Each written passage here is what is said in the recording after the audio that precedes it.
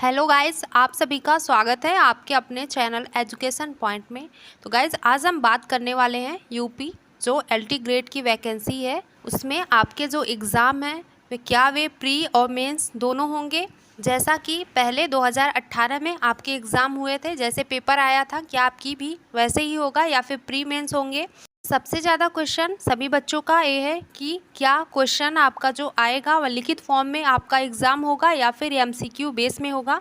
आज हम इस टॉपिक पर भी चर्चा करने वाले हैं। और बहुत से बच्चे ऐसे हैं जिनकी एज लिमिट ज़्यादा हो गई है, उसके बारे में भी आज बात करेंगे। उनका क्या होगा, क्या उनको छूट मिलेगी। तो चलिए आज हम बात करते हैं। जैसा कि आप सभी को पता है, एलटी ग्रेड की जो वैकेंसी आ गई है, 28 तारीख से आपके फॉर्म जो हैं फिलअप होंगे।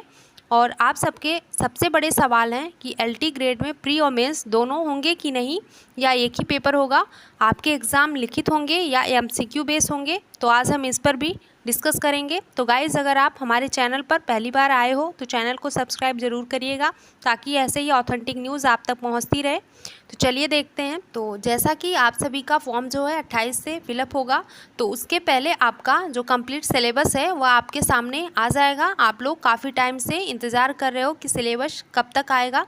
और आपका जो अब की बार टोटल वैकेंसी है 7,466 वैकेंसी आपके सामने है, जिसमें आपको 14.5 से 15 लाख से ज़्यादा तक के फॉर्म आपको अब की बार भरने को मिलेंगे। तो जैसा कि गाइज, यूपी में कोई भी भर्ती आती है और वो विवाद में ज़रूर ही जाती है। ऐसा संभव ही ना हो कि ऐसा ना हो कि यूपी में कोई भर्ती आए और विवादों से ना घिरे। एक और विवाद आपके सामने आया है कि लाखों अभ्यर्थी जो हैं इस एग्ज़ाम से बाहर होने वाले हैं। आइए बात करते हैं। सबसे पहले एलटी ग्रेड का मतलब क्या है। एलटी ग्रेड का मतलब होता है लाइसेंसिएट टीचर ग्रेड, जिसमें आप यूपी में टीजीटी के यानी 9वीं और 10वीं के टीचर बनेंगे। क्या 9वीं और 10वीं के टीचर। इसमें आपको टोटल 7,466 पद देखने को मिले हैं। आइए इसके विवाद की बात करते हैं। 2018 में आपने देखा होगा एलटी ग्रेड की लास्ट वैकेंसी आई थी, और अब की बार 6 से 7 साल बाद आपका जो एग्ज़ाम होने वाला है एलटी ग्रेड का। और इतना टाइम होने की वजह से आप देखे होंगे काफ़ी बच्चे ओवर एज हो चुके हैं। अब इनकी मांग है कि इनकी जो आयु की सीमा है 2 जुलाई 2019 से शुरू होनी चाहिए। और यह सही मांग है उनकी, हम उन बच्चों के साथ हैं, क्योंकि उनकी यहाँ पे कोई भी गलती नहीं है। आप बताइए, आप वैकेंसी 6 से 7 साल बाद दे रहे हैं तो उसमें उनकी क्या गलती है जिनकी एज हो गई है। क्योंकि आयोग खुद पेपर इतना लेट करवा रहा है, तो खास करके उन बच्चों को एज रिलैक्सेशन जो है मिलना चाहिए। आप सभी जानते हैं 21 से जो इसमें आपका एलिजिबिलिटी है, 21 से 40 वर्ष की आयु सीमा इसमें निर्धारित की गई है। यानी कि जो बच्चा 21 वर्ष से कम का होगा वह आपका यह फॉर्म जो है भर नहीं पाएगा, और 40 वर्ष से ज़्यादा अगर होगा तब भी वह फॉर्म को नहीं भर पाएगा। तो बहुत बच्चों की मांग है कि जो इनका एज है उनको एज रिलैक्सेशन मिलना चाहिए। और सही बात है, देखिए आयोग क्या करता है, बच्चों की मांग सही है यहाँ पे। तो अभी आपका तो नहीं पता, लेकिन जल्द ही आपको कंफर्म हो जाएगा कि देखिए क्या करते हैं इसमें। बहुत से बच्चे 40 से ज़्यादा हैं, वो काफ़ी परेशान हैं, उनकी यहाँ पे बिल्कुल गलती नहीं है, हम उनका यहाँ पे सपोर्ट करते हैं। और दूसरा विवाद है आपका यही जो प्री और मेंस वाला, इसमें 2 टायर होंगे कि नहीं, यानी कि प्री और मेंस दोनों एग्ज़ाम होंगे, या पहले की भांति जो था आपका एक ही पेपर होता था, जिसमें आप देखे होंगे 150 क्वेश्चन आपके आते थे, जिसमें से आपके 120 क्वेश्चन आपके सब्जेक्ट से रहते, जो भी आपका स्पेसिफिक सब्जेक्ट था, और 30 क्वेश्चन आपके जीएस से पूछे जाते थे। और इसी तरह आपकी बार थोड़ा सा अलग सा है, प्री और मेंस दोनों दिया है। तो देखिए, अभी आयोग जो है उसने प्रस्ताव भेजा है, उसमें दोनों ही पेपर जो होंगे, पहली बात तो उसने एमसीक्यू बेस कराने के लिए भेजा है कि जो एग्ज़ाम हो वह लिखित ना हो और एमसीक्यू बेस हो। और जहाँ तक हमें लगता है आपका जो एग्ज़ाम हो एमसीक्यू बेस ही होगा, जहाँ तक हमें लगता है। आगे देखिएगा यही आपका क्लियर होगा कि एमसीक्यू बेस आपका जो एग्ज़ाम है प्री और मेंस दोनों कराए जाएँ। अगर यह आपका जो आयोग है कैंसिल कर देता है जो प्री और मेंस वाला है, तो अगर ऐसा हुआ तो आपका पहले की भांति पेपर कराया जाएगा। लेकिन जहाँ तक चांस है इसमें नहीं हो सकता है प्री और मेंस दोनों कराएं, क्योंकि अभी ये डिसीजन इन्होंने कुछ सोच के लिया है। और कंपटीशन आपको पता है काफ़ी टफ होने वाला है। इसमें काफ़ी बच्चे प्री में ही नहीं निकाल पाएंगे तो फिर मेंस में कैसे जाएंगे। तो समझ रहे हैं आप, अब की बार कंपटीशन टफ है और आप लोग अच्छे से पढ़ाई करिए। इसमें आपका जो है दोनों पेपर होंगे तो ठीक है, कोई नहीं, बट एमसीक्यू बेस होगा, ये बात आपकी क्लियर है यहाँ पे।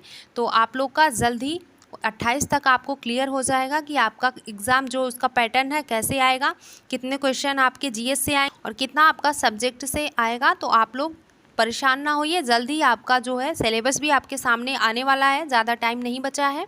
और आप लोग को पता है कि इसमें आपका 1/3 जो होता है माइनस मार्किंग भी होगी, पहले भी था। लेकिन आज मैं आप लोग को एक बात क्लियर कर देती हूँ, जो एग्ज़ाम होगा आपका लिखित बिल्कुल नहीं होने वाला है। तो आपके जो एग्ज़ाम होंगे लिखित नहीं होंगे, बल्कि एमसीक्यू बेस्ड क्वेश्चन आपको देखने को मिलने वाले हैं। इस प्रस्ताव में आपको प्री और मेंस दोनों ही एमसीक्यू बेस्ड कराने की बात कही गई है। लेकिन अगर ये प्री और मेंस का प्रस्ताव नहीं मंजूर किया गया तब केवल आपका एक पेपर होगा पहले की बात, जिसमें आपके वही बताया हमने 150 क्वेश्चन आएंगे।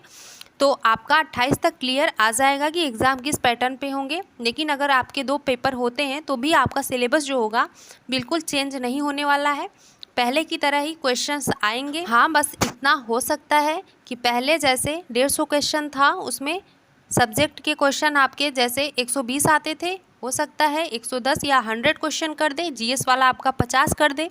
इस तरह से बस आपको डिफरेंस देखने को मिल सकता है, बाकी कोई चेंज यहाँ पे नहीं होने वाला है। हाँ, आपका जो होगा क्वेश्चन पेपर आएगा, एमसीक्यू बेस आएगा। और इसमें जो बच्चों की एज रिलैक्सेशन वाली बात है, तो देखिए अभी कुछ कंफर्म नहीं है, लेकिन हाँ, हम तो बच्चों का सपोर्ट करते हैं कि ऐसा हो जाए, क्योंकि उनकी यहाँ पे गलती नहीं है, आयोग की गलती है। उन्होंने इतना लेट कर दिया एग्ज़ाम, अब वो बच्चे जो तैयारी कर रहे थे उनका लॉस ही है। अब वो क्या करेंगे, उनकी एज निकल गई है। तो रिक्वेस्ट है जो आयोग है उससे कि प्लीज़ ऐसा ना करिए, क्योंकि वो बच्चे तो अपनी तैयारी पहले से कर रहे हैं, करते आ रहे हैं कि क्या पता कब वैकेंसी आ जाए। अब उनकी यहाँ पे गलती नहीं है। देखिए आयोग किसके हित में, बच्चों के हित में निर्णय लेता है या नहीं, अब उसके ऊपर है, इस पे हम लोग कुछ नहीं कर सकते हैं। और आप लोग का 28 जुलाई से जो है फॉर्म फिलअप शुरू हो जाएगा। और आपका 1 टाइम रजिस्ट्रेशन जो है, आप लोग का जो OTR है, इसको आप लोग ज़रूर भरिएगा, इसके बाद ही आपका फॉर्म फिलअप होगा। तो इसको आप कर लीजिएगा, 28 से आपका स्टार्ट है। इसमें आपका एलिजिबिलिटी क्या है इसे भी जानते हैं। तो अगर कोई भी बच्चा है जिसने पोस्ट ग्रेजुएट यानी परास्नातक जो है उसकी डिग्री लिया हुआ है, तब भी वह क्या इस भर्ती में बैठ पाएगा। तो आपको बता दें, अगर कोई भी बच्चा जिसने आपका ग्रेजुएट के बाद पोस्ट ग्रेजुएट किया है, तब वह इस एग्ज़ाम को नहीं दे पाएगा, क्योंकि जो आपका LT ग्रेड की वैकेंसी है, इसमें आपका मांगा गया है कि आपका जो ग्रेजुएशन है और उसके साथ में प्लस आपका बीएड अनिवार्य है, यानी ग्रेजुएट होगा और बीएड आपका। और पोस्ट ग्रेजुएट से यहाँ कोई मतलब नहीं है। अगर पोस्ट ग्रेजुएट है उसके साथ बीएड है तब आप एलिजिबल हैं, नहीं तो यहाँ पे आप एलिजिबल नहीं माना गया है, यानी कि आप इस फॉर्म को नहीं भर पाएंगे। और कुछ बच्चों के सवाल है क्या इसमें सीटेट और यूपीटेट होना अनिवार्य है, तो हम आपको बता दें, अगर आप बीएड किए हैं, आपका सीटेट ना भी निकला हो, यूपीटेट ना भी निकला है, तब भी आप इस फॉर्म को भर पाएंगे, क्योंकि यहाँ पे कोई भी ऐसा रूल नहीं है कि आप सीटेट पास हैं, यूपीटेट पास हैं तभी आप इस फॉर्म को भरेंगे। यानी कि आप बस बीएड, आपका ग्रेजुएशन बीएड होना चाहिए।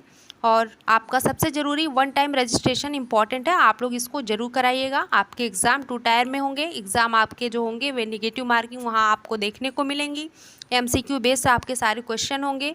अगर आपका हो सकता है प्री और मेंस दोनों हो जाए, तब आपका ज़्यादातर चांस है कि दोनों जो होंगे पेपर आपके एमसीक्यू बेस ही होंगे, लिखित आपका कोई भी एग्ज़ाम नहीं होने वाला है। तो आई होप आप लोग को समझ में आ गया होगा कि क्या एलिजिबिलिटी है और क्या आपके लिए ज़रूरी है, कौन से बच्चे इस एग्ज़ाम को दे पाएंगे, कौन से बच्चे नहीं। तो ऐसे ही ऑथेंटिक न्यूज़ के लिए कोई भी इंफॉर्मेशन हो, उसके लिए आप लोग हमारे चैनल को सब्सक्राइब ज़रूर कर लीजिएगा। तो चलिए मिलते हैं आपसे ऐसे ही ऑथेंटिक न्यूज़ के साथ नेक्स्ट वीडियो में। धन्यवाद आप सभी का हमारे साथ वीडियो के अंत तक बने रहने के लिए।